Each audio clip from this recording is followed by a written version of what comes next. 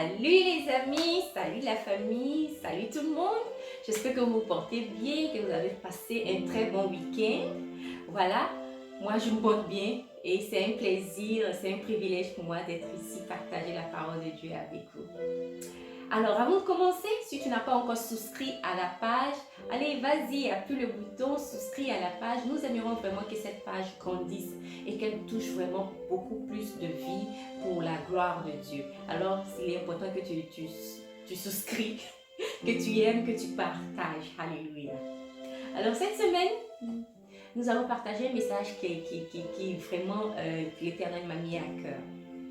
Et j'aimerais tous qu'on se pose la question. Suis-je un chrétien charnel? Suis-je un chrétien tiède, un chrétien charnel? Alléluia. Comment est-ce que je peux savoir si je suis un chrétien charnel ou un chrétien tiède? Avant de continuer, nous allons tout de suite aller dans les Écritures et nous allons lire Apocalypse, le chapitre 3, le verset 14 à 16. Et je lis. Voici ce que dit l'Amen, le témoin fidèle et véritable, le principe de la création de Dieu. Je connais tes œuvres. Je sais que tu n'es ni froid ni bouillant. Puisses-tu être froid ou bouillant? Ainsi, parce que tu es tiède et que tu n'es ni froid ni bouillant, je te vomirai de ma bouche. Parce que tu n'es ni froid ni bouillant, je te vomirai de ma bouche, dit le Seigneur. Alléluia, bien-aimé. Auparavant, quand je lisais cette parabole, ce verset, je pensais que le Seigneur voulait dire soit tu es chaud, c'est-à-dire que tu es vraiment chrétien à 100%, voilà quoi. Et froid, ça veut dire que tu es vraiment dans le monde, mon chien. Mais la vérité, c'est que quand tu fais des recherches, tu comprends que en fait, ce que l'Éternel voulait dire à l'église de Laodicée, c'est que l'eau chaude fait du bien au corps, surtout en hiver, dans les pays froids. Quand tu prends l'eau chaude, ça te réchauffe en fait le corps. Et en été, moi, généralement, j'aime beaucoup l'eau froide en été. Alléluia. Mais essaie de prendre un peu l'eau tiède. C'est un peu dégueulasse, un peu dégoûtant. Alors l'Éternel dit, je te vomirai de ma bouche, je te trouve tiède. Mais c'est quoi un chrétien tiède? Alléluia. C'est quoi un chrétien tiède? Je pense qu'un chrétien tiède, c'est quelqu'un qui, en même temps qu'il veut servir Dieu, veut aussi faire partie du monde. C'est-à-dire que tu es venu à Jésus-Christ, mais en même temps, tu as encore les pieds dans les choses du monde. Mais c'est quoi les choses du monde? Tout de suite, tu veux qu'on tourne encore nos Bibles. Aujourd'hui, nous allons lire encore plusieurs écritures. Nous allons tout de suite tourner nos Bibles au livre de Corinthiens. Le premier livre de Corinthiens, le chapitre 6, le verset 9 à 11. Verset 9 à 11, et je lis. Ne savez-vous pas que les injustes n'hériteront point le royaume de Dieu? Ne vous y trompez pas. Ni les débauchés, ni les idolâtres, ni les adultères, ni les efféminés, ni les homosexuels, ni les voleurs, ni les cupides, ni les ivrognes, ni les outrageux, ni les ravisseurs n'hériteront le royaume de Dieu. Et c'est là que vous étiez, quelques-uns d'entre vous. Mais vous avez été lavés, mais vous avez été sanctifiés, mais vous avez été justifiés au nom du Seigneur Jésus-Christ et par l'Esprit de notre Dieu. Alléluia. Et rapidement, je vais aussi ajouter à ça Galates le chapitre 5 et le verset 19. Ici aussi, ils disent « Or, les œuvres de la chair sont évidentes. Ce sont la débauche, l'impureté, le dérèglement, l'idolâtrie, la magie, les rivalités, les querelles, les jalousies, les animosités, les disputes, les divisions, les sectes, l'envie, l'ivrognerie, les excès de table et les choses semblables. Je vous dis d'avance, comme je l'ai déjà dit, que ceux qui commettent de telles choses n'hériteront point le royaume des cieux. Alléluia. Ouf, ça vous donne un peu de frissons, ça fait un peu peur, ça effraie un peu quand on lit tout ça. Mais la vérité, c'est que le Dieu que nous servons est un Dieu juste et formidable. Alléluia. Quand tu donnes ta vie à Jésus-Christ, voilà ce qu'il te dit. Peut-être que ces choses-ci, c'était des choses que nous faisions tous avant. Ou alors même, certains d'entre nous qui nous suivent continuent de faire ces choses. Mais l'Éternel est en train de nous dire, fais attention. Il est temps pour toi de changer ta vie. N'oublions pas que la Bible dit Jésus-Christ revient bientôt. Et ce n'est pas un conte de fées. Jésus-Christ reviendra tôt ou tard.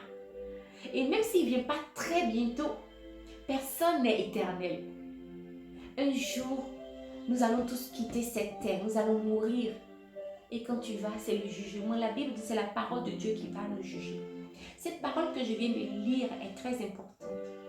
Dieu nous dit exactement ce qu'il n'aime pas, ce qu'il considère comme péché. Alléluia.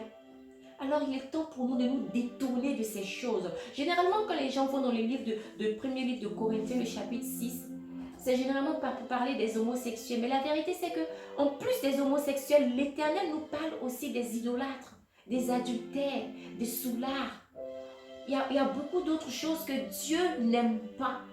Il n'y a pas un péché qui pèse beaucoup plus que l'autre. Au même titre, ils ont tous le même poids. Que tu fasses l'un ou l'autre, tu es un pécheur. Mais ce matin, si tu m'écoutes, je ne suis pas là pour te pointer le doigt et pour être dur. Mais je vais seulement te dire qu'il y a une porte de sortie. Parce que ce Dieu que nous prions est un Dieu d'amour. Il veut notre bien. Certains d'entre nous appliquons ces choses, nous ne savons pas même que c'est un péché. Mais Dieu te dit, en effet, c'est un péché. Détourne-toi de ces choses. J'aime bien ce que Paul dit dans le livre de 1 Corinthiens 6. Il dit, certains d'entre vous faisaient partie de ces gens-là. Mais aujourd'hui, vous avez été sauvés et lavés par la grâce de Jésus-Christ. Alors, si cela est arrivé au Corinthe, c'est que cela peut t'arriver aussi. Si seulement tu le désires fermement.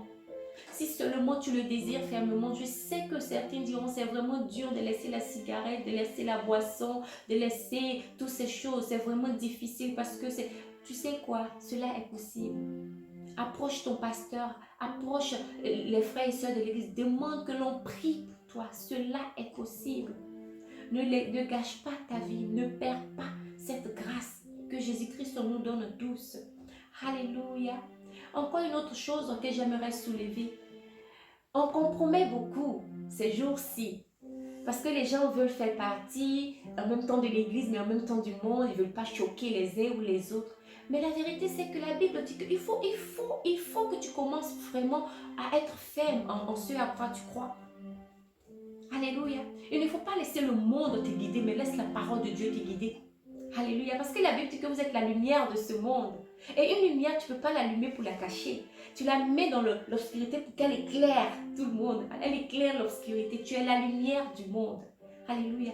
Va là où tu es, dans ta famille, dans ta communauté. Éclaire. Parle de Jésus-Christ. Fais comprendre aux gens ce que la parole de Dieu dit. Mais en faisant cela, fais-le avec amour. Alléluia. Fais-le avec amour. Alléluia. J'aimerais carrément qu'on parte encore rapidement. Le livre de Hébreux 12, le verset 14. J'aime bien ce que Paul dit ici encore. Hébreux 12, le verset 14, je lis. Recherchez la paix avec tous et la sanctification sans laquelle personne ne verra le Seigneur. La sanctification sans laquelle personne ne verra le Seigneur. C'est à là que nous voulons aboutir. Alléluia. Nous venons à Jésus-Christ impur. Je ne sais pas quel est ton témoignage, mais chacun de nous a un témoignage. Chacun de nous vivait une vie qui n'était pas saine. Mais aujourd'hui, Jésus-Christ nous a appelés à lui par sa grâce. Alléluia. Et maintenant, il veut que nous vivons une vie de sainteté. Une vie remplie de sainteté. C'est-à-dire qu'il ne veut plus que nous soyons retrouvés dans ces choses que nous avons lues au départ. Il veut que nous soyons saints. Alléluia. Bien-aimé, notre Dieu est amour. Et nous aussi, nous devons être amour. Si tu es quelqu'un, tu me suis, tu n'es pas encore chrétien, je ne suis pas ici pour t'accuser, mais je veux seulement te dire, t'ouvrir les yeux que si tu veux donner ta vie à Jésus-Christ, il y a un prix à payer. Il va falloir te débarrasser de toutes ces choses du monde que tu faisais. Il va falloir te débarrasser et l'Éternel va te remplir des choses de Dieu. Alléluia. Et cela te fera beaucoup de bien. Père, je bénis encore ton nom pour ce message. Papa, je prie pour toute personne qui nous écoute, Seigneur. Et oui, je prie, Seigneur, que tu nous donnes de comprendre ta parole. Et pour toute personne qui se retrouve dans cette parole, que tu nous donnes de nous humilier, de nous repentir devant ton trône, Seigneur. Oui, cela n'est pas facile, mais par ton Esprit Saint, cela est possible, Seigneur. Je prie vraiment que l'Éternel te bénisse abondamment. Ne garde pas ce message pour toi. Partage à toute personne personnes. Alléluia. Et je te revois encore la semaine prochaine. Et une semaine bénie. Au revoir. Bye.